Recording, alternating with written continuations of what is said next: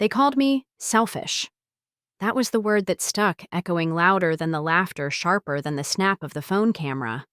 Wow, my daughter-in-law Danielle said, voice full of theatrical disgust.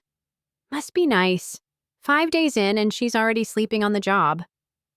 My eyes fluttered open. The living room was dim, just the soft glow of a Pixar movie still playing on the TV. My neck ached from where it had tilted against the armrest of the couch. In my lap, my grandson Max was fast asleep, his little fists curled under his chin. His sister Sophie lay sprawled on a blanket on the floor nearby, thumb in mouth. They were safe, clean, warm, fed, asleep. And I was exhausted. Danielle kept going. We asked her to help, not to nap. I turned toward the doorway where she stood tan and glowing from 5 days in Cancun. Behind her was my son Blake, suitcase in hand, smirking like this was some joke. "What did you expect?" he said with a shrug. "She's 70. We should have hired someone younger." The words hit harder than I expected. Not because they were cruel, though they were, but because they were spoken so casually, like fact. Like I was nothing more than worn-out furniture they'd outgrown. They didn't even lower their voices. I slowly adjusted Max in my arms and laid him gently on the couch. My body ached with stiffness, but something else settled deeper in me. Something heavy. Something final. I wasn't just tired. I was done. Not done loving them, but done being used by them. Done being treated like a free nanny with no opinions, no boundaries, and apparently no right to sleep. I stood slowly, knees cracking, and looked them both in the eye. "The children are fine," I said calmly. "They fell asleep during story time. So did I. That's not selfish. That's human." Danielle rolled her eyes and walked past me, heels clicking on the hardwood. "Next time we'll budget for a real babysitter." Blake didn't say a word. Not in my defense. Not an apology. Not even in discomfort. And right then, watching them, watching what I had raised and what he had chosen, I made a quiet decision. A line had been crossed. And I would never step back behind it again. My name is Linda Carter. I'm 70 years old, a retired regional bank director, and the sole person responsible for raising the man who stood silently while his wife called me selfish for closing my eyes after 5 straight days of solo childcare. It wasn't always like this. I built a life from scratch after my husband died in a car accident when I was 39. Blake was only 9 then, a quiet, observant child who always looked like he was thinking 2 steps ahead. I remember standing in the doorway of his school's cafeteria on the day of the accident, rehearsing how I was going to tell him his father wasn't coming home.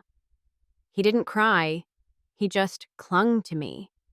And from that moment forward, it was just the two of us. I worked 50 hours a week at the bank, climbed the ladder from branch manager to regional director by the time I was 55. I packed Blake's lunches, helped with science projects at midnight, showed up to every parent-teacher conference in a suit and heels. I taught him to iron his own shirts, to write thank you notes, to ask questions with confidence. And every time he succeeded, I told myself this is worth it. Every late night, every canceled vacation, every lonely Sunday afternoon. I even skipped my own retirement party to fly across the country when Blake broke off his engagement to a girl I secretly adored, and I sat on the floor with him sharing takeout, holding space for his broken heart. I was there, for all of it. But somewhere between his first real job and his first serious girlfriend, something shifted. Gratitude turned into assumption. Requests became expectations. And my offers to help slowly became obligations I was never allowed to withdraw.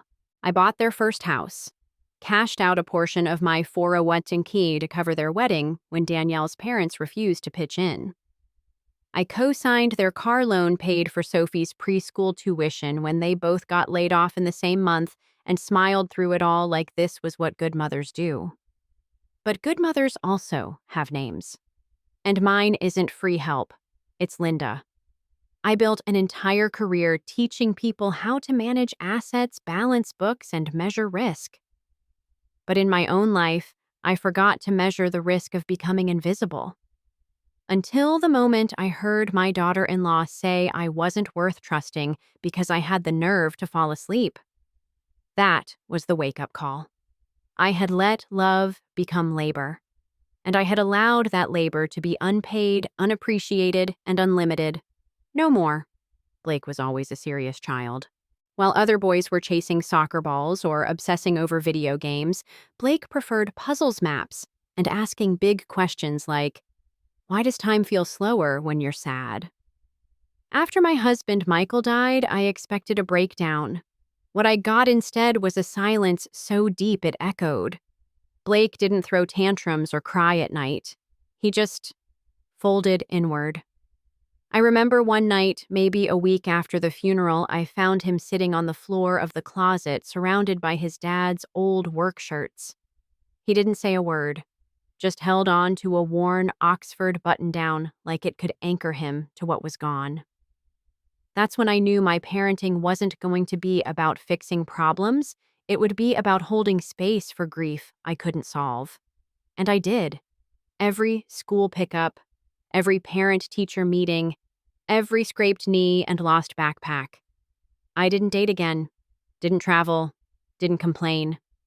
I was there when he got into his first choice college, Berkeley, cried harder than he did, sent him off with 5 envelopes of emergency cash and a trunk packed so precisely you'd think I was shipping royalty.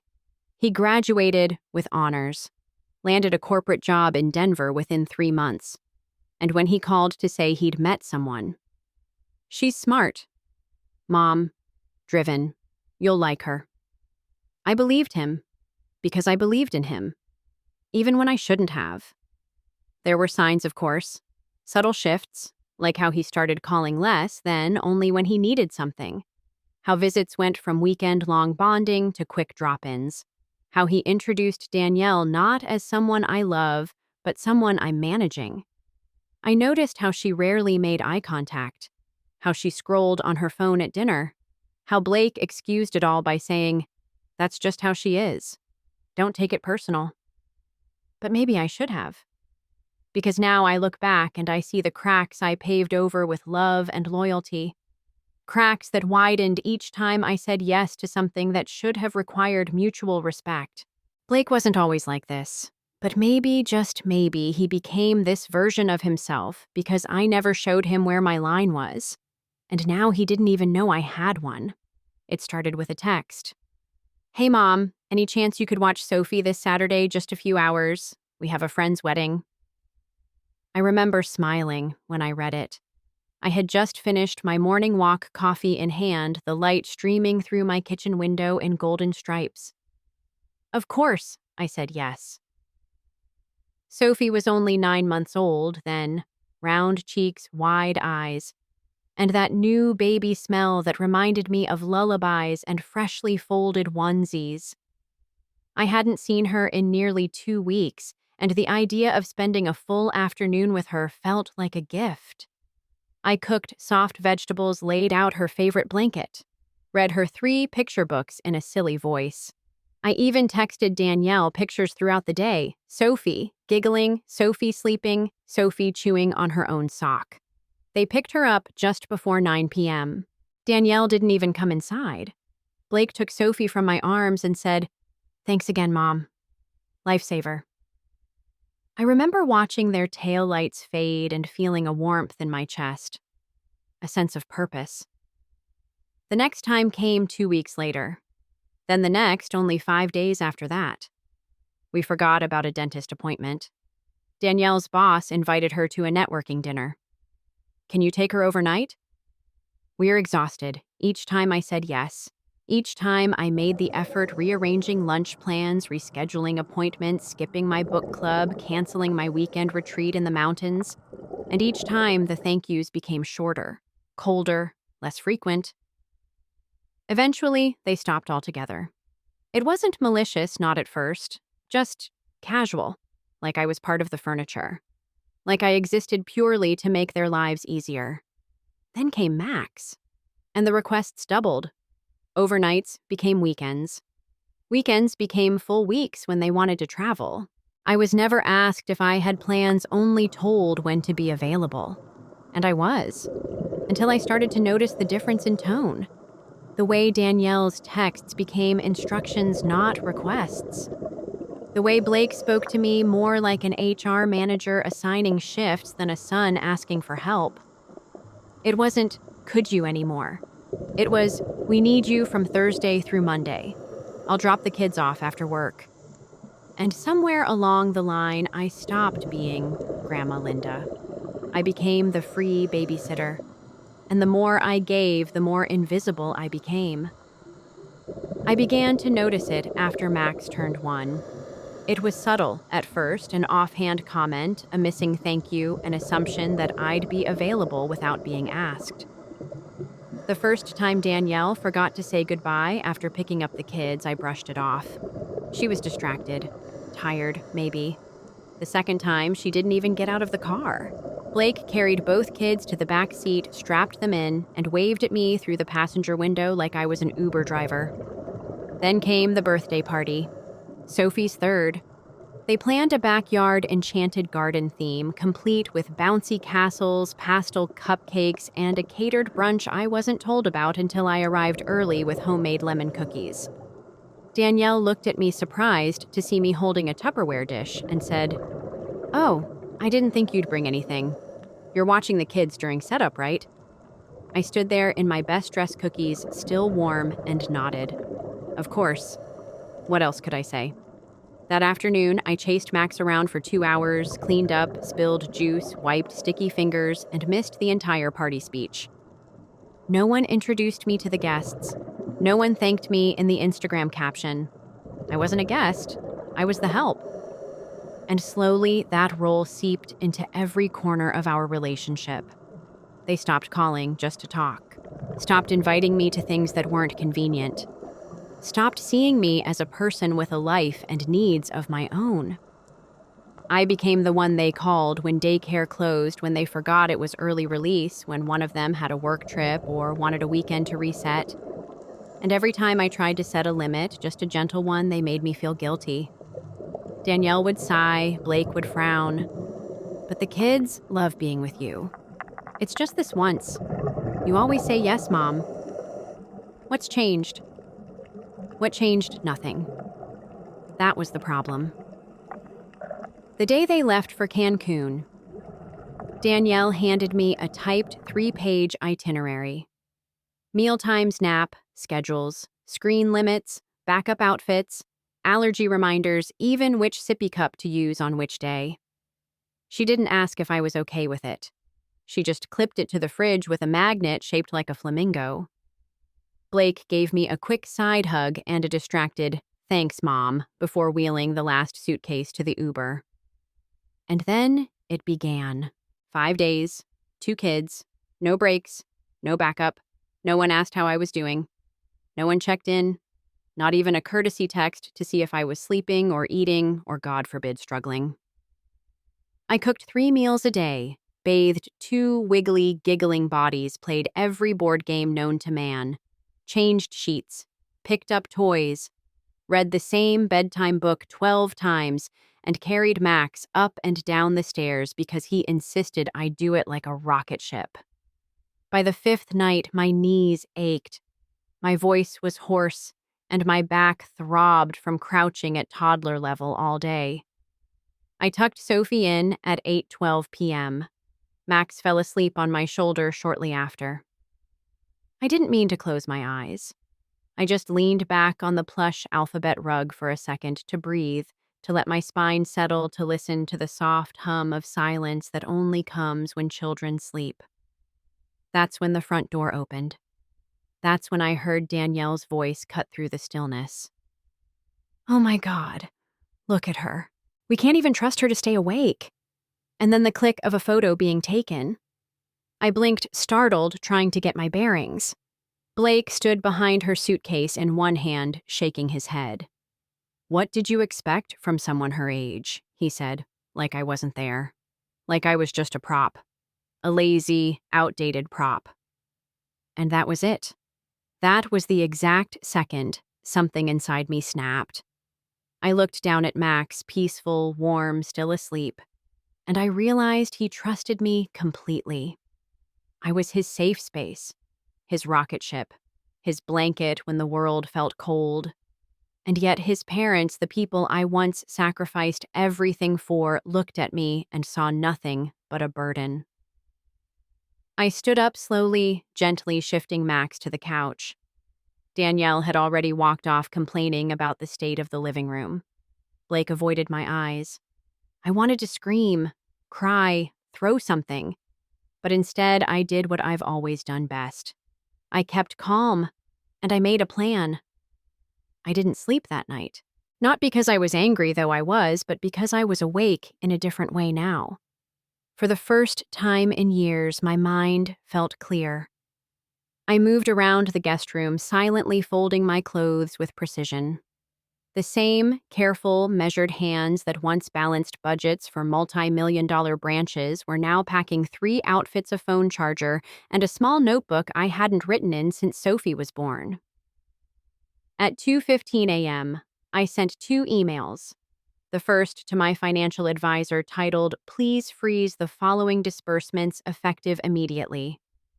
In it, I listed every automatic transfer I'd been making for Blake and Danielle, their monthly mortgage, the auto insurance tied to my account, the shared credit card they used in emergencies, the trust contribution I'd started for the kids temporarily suspended until I revised terms.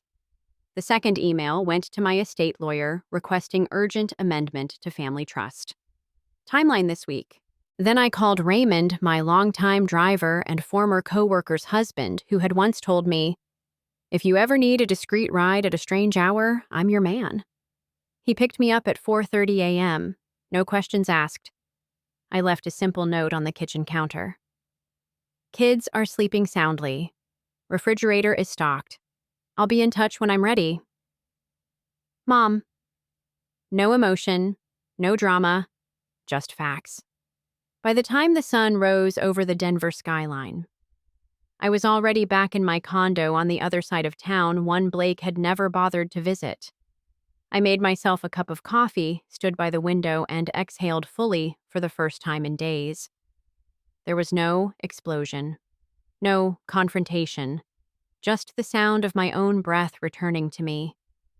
And in that silence, I promised myself one thing. This time I won't go back. It took exactly 36 hours.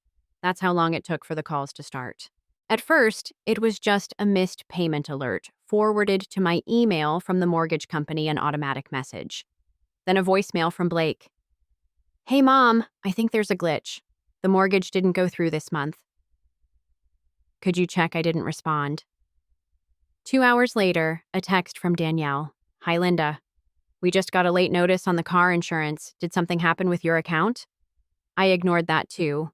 Instead, I reviewed every document my financial advisor sent me. I wasn't just freezing payments, I was rerouting ownership. The house they lived in still under my name. I had added Blake as an authorized tenant, but never transferred the deed. Same with the family car. The one Danielle drove to yoga and Blake took to work every day, registered in my name, insured by my policy. Gas card linked to my account. The shared credit card, I cut it. The trust for the kids, paused pending revision. I even contacted the daycare I'd been paying for weekly and left a calm professional voicemail. "Hi, this is Linda Carter. I'll no longer be covering Sophie and Max's tuition effective immediately. Please forward invoices to Blake and Danielle moving forward. Thank you." I didn't need revenge. I needed distance. And money was the only language they had ever consistently responded to. By day 3, the tone changed. Blake called again. This time he sounded more like a scared boy than a grown man. "Mom, seriously. What's going on? We missed our car payment. Danielle's freaking out. Can you just talk to me?" I stared at the screen, watching his name flicker, and let it ring out. Because finally I had his attention. but this time I wasn't going to waste it. The guilt came wrapped in layers, like a well-practiced script passed between two actors who'd done this show before. First came Blake, the reasonable one. "Mom, we're not mad." "Okay, we just want to understand." "You've always helped us. Why pull away now? What did we do?" When I didn't respond, his tone shifted by day 2. "Is this because Danielle made that stupid comment?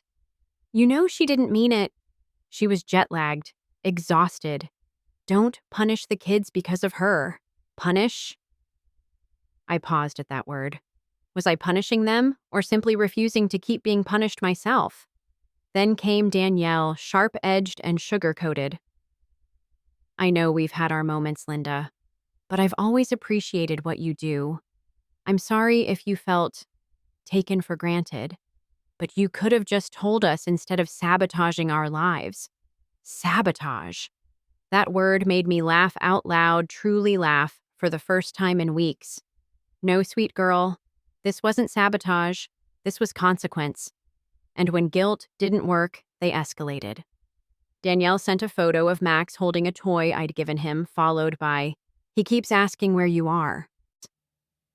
Do you want to explain to him why Grandma disappeared?" Then Blake followed with the emotional left hook. "You always said family came first. What changed? What changed me?" I changed. Because years of unpaid devotion had finally added up to a total I could no longer ignore. I wasn't angry. I was awake. And being awake meant recognizing that their sadness wasn't my responsibility, especially when it only showed up when the money stopped. That weekend, I blocked Danielle's number. I let Blake's texts go unanswered. And I wrote in my notebook, "When they cry, remember, they didn't cry when you were exhausted on the floor. They didn't cry when they treated you like staff. They only cry now because they lost control." The first sign was the car. It was a Monday morning when Danielle posted on her Instagram story, usually filled with gym selfies and overpriced coffee with a photo of a tow truck hauling away their SUV. No caption. Just a blurry image like she didn't realize she had posted it. But I recognized the driveway, recognized the taillight, recognized the inevitability. By Tuesday, Blake had emailed me. Not called, not texted, emailed. "Mom, we're in a bit of a situation. The auto loan is in default and they repossessed the car. Danielle's freaking out. Can we please talk?" I didn't reply. Not because I didn't care, but because I was done offering comfort to people who only came looking for it when their world cracked, not when mine did. A few days later, I received a voicemail from Sophie's daycare. "Hi, Ms. Carter. I understand you're no longer covering Sophie and Max's tuition, but we wanted to inform you that their accounts are now 20 days past due. We've tried contacting the parents, but..." The word dangled there like a rope no one was catching. Meanwhile, the tension between Blake and Danielle began to spill beyond their walls. My friend Susan, who still lives 2 houses down from them, called me one evening. "Linda, I hate gossip, but I thought you should know. They've been yelling at each other in the driveway. Something about finances. Danielle mentioned you loudly." I closed my eyes.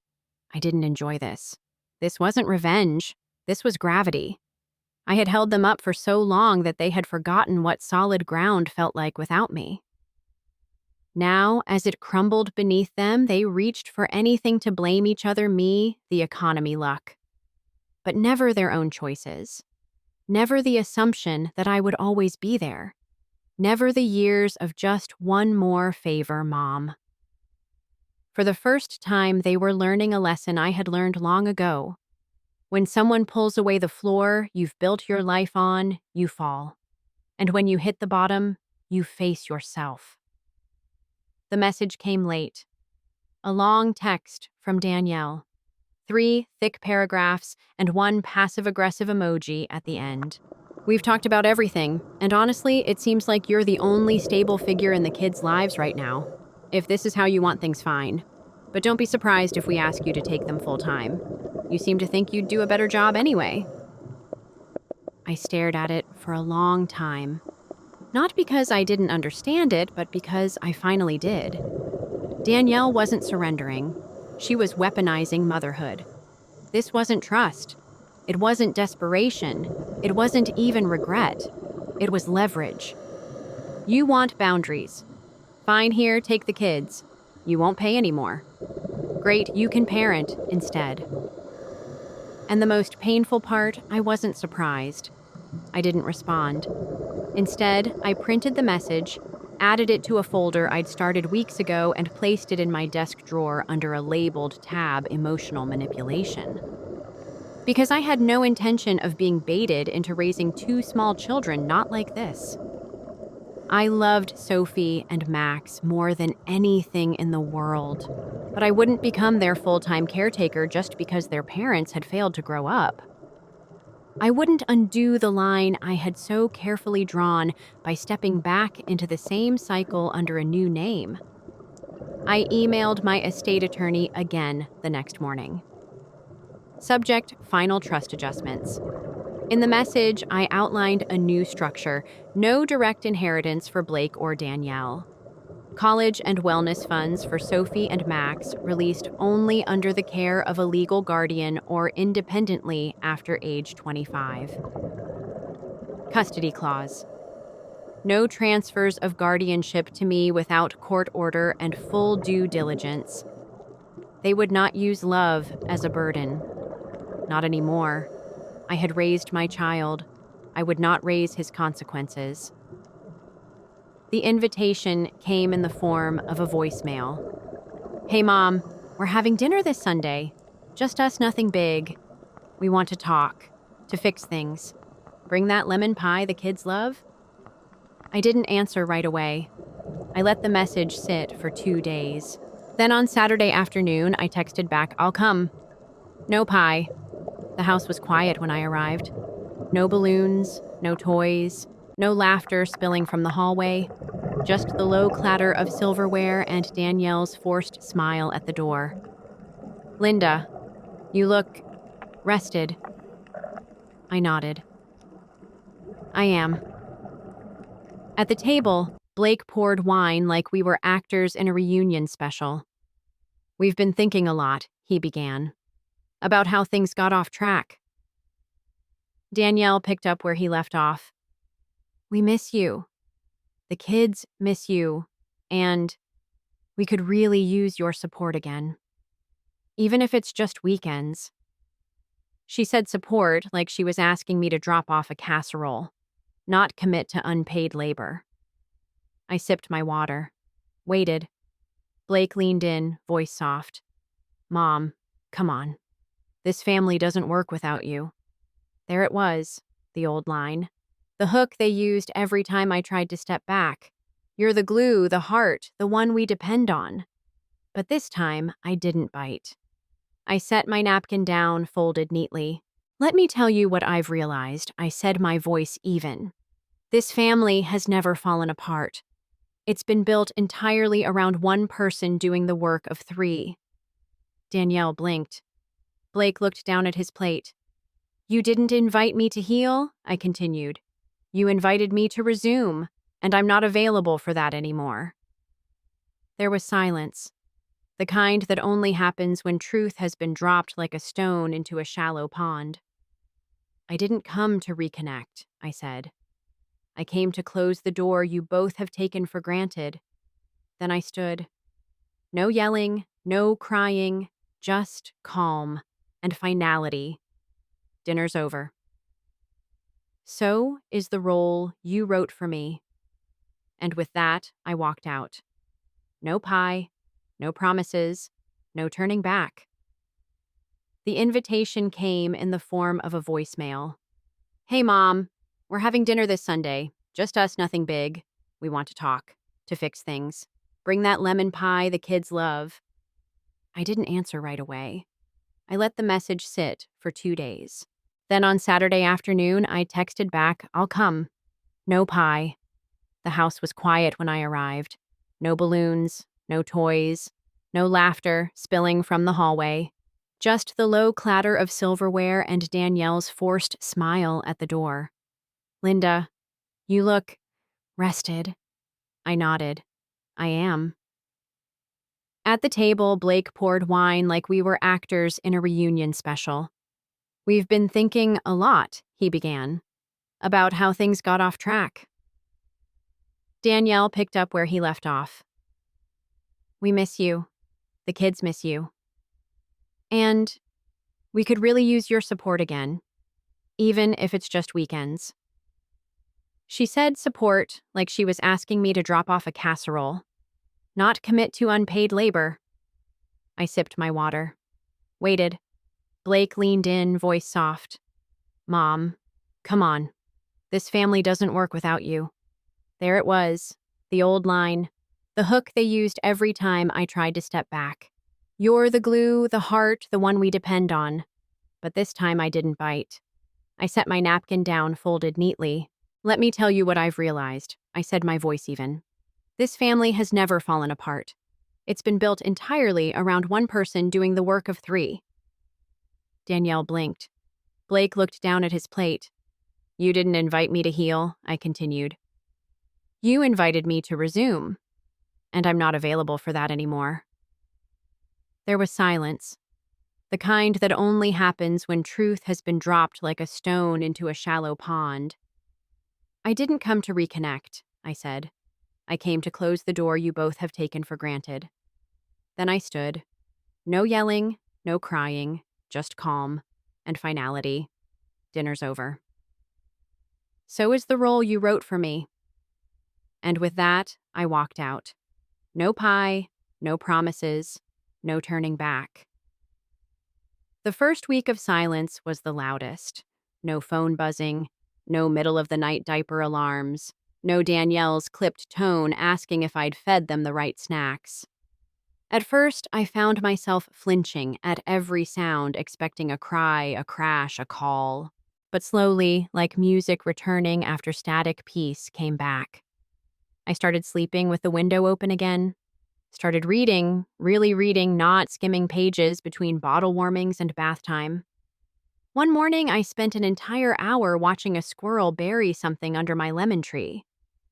I didn't move, didn't rush, because I didn't have anywhere else to be, and no one had the right to say I should.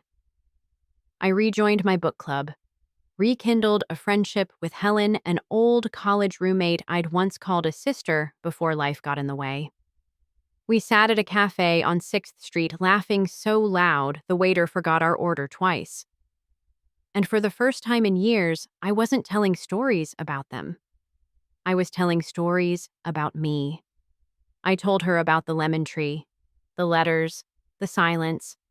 And when I mentioned what Blake and Danielle had said that night on the alphabet rug, Helen just shook her head. "You weren't lazy, Linda. You were exhausted. And they didn't see you because they didn't want to." That sentence stayed with me. Like an old truth I'd buried for so long I'd forgotten where I placed it. Now I don't count time by how long I've gone without seeing the kids. I count it by how many mornings I wake up feeling whole. I don't regret loving them. But I no longer feel the need to prove that love through self-erasure. This quiet, blooming, lemon-scented life is not punishment. It's freedom. And it is enough. It was a Tuesday. Ordinary, quiet. The kettle was hissing lemon cookies cooling on the windowsill. I was pruning the smallest branch of my lemon tree, coaxing it toward the sun. Then ding-dong. My stomach tightened. It had been months since anyone rang my doorbell. I peeked through the curtain. Blake and Sophie. He looked thinner, paler. She had a stuffed unicorn tucked under one arm, her other hand in his. I opened the door slowly.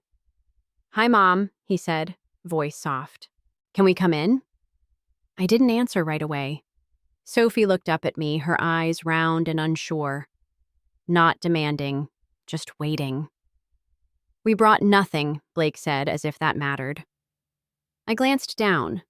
No diaper bags, no excuses, no expectations. Just them, I stepped aside. They entered like people stepping into a museum, careful, reverent. Blake sat at the edge of the couch like he didn't want to sink into anything. Sophie curled up next to the lemon pillow, watching me with a small, familiar smile. "I didn't come to ask for help," he said. I nodded, still silent. "I came to say I'm sorry." And there it was. The thing I had wanted for so long, not the apology, but the recognition. The moment where he saw me not as a resource or a fallback or a fixture, but as his mother, as a person. I poured 2 glasses of lemonade, set out a plate of cookies, and we sat in the stillness for a long while. Sophie eventually climbed into my lap, her head against my shoulder. "You smell like sunshine," she whispered. I kissed her hair. Blake looked at us, eyes damp. "I don't know if I can fix everything," he said. "That's not your job," I replied. "Just don't repeat it." There were no grand speeches, no timelines, just beginnings, on my terms. When they left, Sophie turned and waved with both hands. Blake hesitated at the door. "Can we come back again sometime? Maybe next week?" I smiled, but it was gentle, measured. "Next time, bring something you made, not just your need." He nodded slowly. "I will." And with that, they were gone. But this time, I didn't feel hollow. I didn't feel taken. I felt whole. Because I had learned saying yes isn't love. Saying yes, when you mean it, is legacy. And that's the story I'll leave behind, beneath the lemon tree, with roots planted in truth, and branches reaching only toward the light.